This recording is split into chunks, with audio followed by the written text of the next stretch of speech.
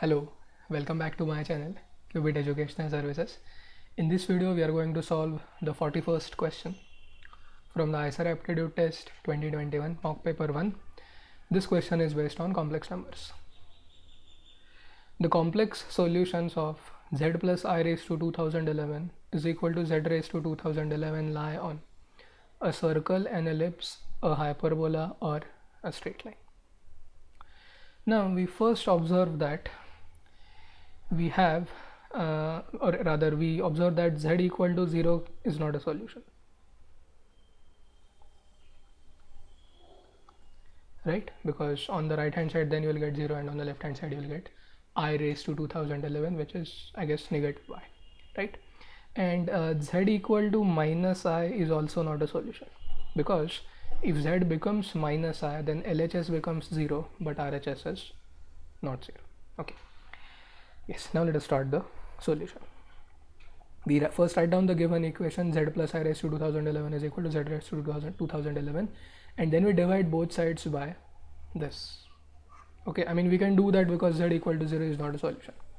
So on dividing both sides by 2011, we can write z plus I upon z raised to 2011 as 1, and using the Euler's formula you can write it as e raised to I 2 pi n, where n can take any value 0, 1, 2, 3 and so on. Okay, in fact we do the same thing when we solve equations by using the de Moivre's theorem, okay, when we are looking for the roots. Alright. However, at this stage we are not interested in the actual solutions, okay, but we are more interested in the locus, or in the figure on which all of them lie, right? So we will say that let us call e raised to I 2 pi n as e raised to I theta. Okay, so you may now see that this number, not z plus I upon z, this lies on unit circle, right? Because z plus I upon z is e raised to I theta. So this represents all complex numbers whose magnitude or whose modulus is 1, and hence therefore they will lie on the unit circle. Okay, but we are not interested in the locus of z plus I by z. We are interested in the locus of z. So we'll see how we can get z from this. So the objective now is we'll keep z on one side and everything else on the other side. So keeping or calling 2 pi n divided by 2011 as theta, we can now write z plus I by z as e raised to power I theta, and now begins the process of simplification. First you write this as 1 plus I by z split in the numerator, right hand side as it is, and then you shift this 1 to the right hand side. So you'll get I by z equal to e raised to I theta minus 1. Take the reciprocal, z by I is equal to 1 upon e raised to I theta minus 1. And now what you should do is you should multiply both sides by I. Okay, if you multiply both sides by I, then this I will go there. Okay, so it will become z equal to I divided by e raised to I theta minus 1. And now we multiply and divide by negative 1. Okay, so the term in the numerator becomes minus I, and these two terms exchange their signs. So 1 becomes positive and e raised to I theta becomes negative. Okay, and now we are in an appropriate position to start thinking of finding the locus of z.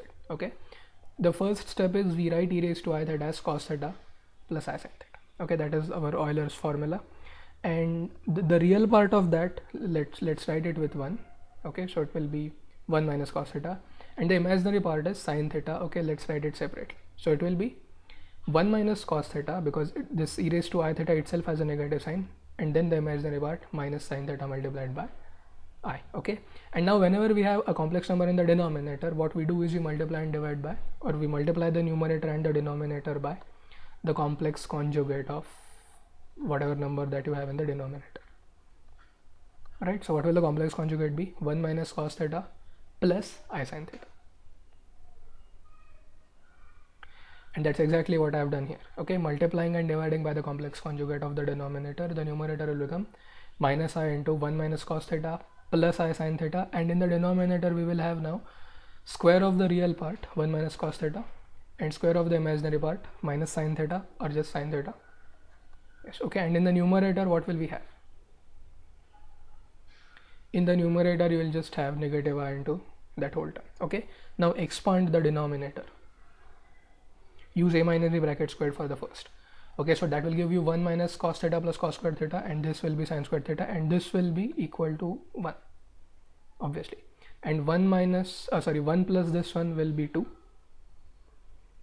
Okay, and therefore if you take that 2 outside, what you will have in the denominator is, see, the current denominator is 2 minus 2 cos theta after combining 3 terms, 1 cos squared theta and sin squared theta. So if you take 2 common from these 2 terms in the denominator and write it here, then it is going to be simply 1 minus cos theta. Outside the bracket you will have 2. Okay, and now you see that in the numerator you have 1 minus cos theta here, which does not have any I. Okay, and then you can actually cancel 1 minus cos theta and 1 minus cos theta to get the answer.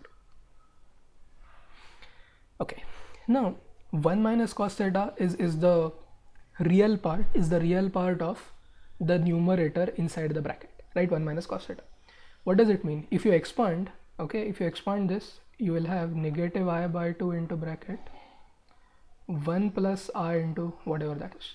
Okay, which means the imaginary part is still dependent on theta, okay, of the bracket, because it is sin theta upon 1 minus cos theta. However, the real part of the bracket is independent of theta, it is 1, which means if you now let this I to go inside, this real part will become imaginary part of z. What does it mean? It means that imaginary part of z is constant. No matter what the real part is, the imaginary part of z is always going to be minus 1 upon 2. Now how did minus 1 upon 2 come? You have 1 here, you are multiplying it by negative I by 2. Okay, so that I, because of I, it is the imaginary part, and then minus 1 upon 2 becomes or stays there. Okay, so imaginary part of z is negative 1 upon 2, or in our usual Cartesian form it is y equal to minus 1 upon 2, which will be a horizontal line in the third and the fourth quadrants passing through the point 0, minus 1 upon 2. Okay, let's talk about the bracket part now, this one. Okay, it is sin theta upon 1 minus cos theta. If you multiply it by minus I by 2, you will get a real number. But that real number will depend on theta. Okay, so it is of no use. So the imaginary part of z is negative 1 upon 2. So it is a constant. So this is, well, that constant is a straight line. So the correct option is D. Yeah, a straight line. Now, before we conclude, I want to tell you one more thing. There is something which we call bilinear transformation.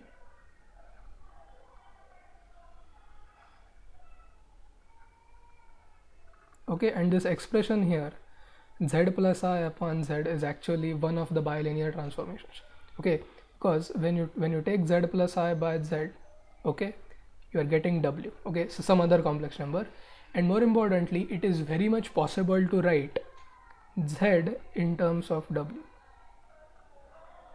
You can find the values of a, b, c, d on your own, and this is something which you will learn in your higher level mathematics courses, such as engineering mathematics or complex analysis. Okay, so this I just told you because see, this z plus I by z, okay, whatever that complex number is, it lies on a unit circle.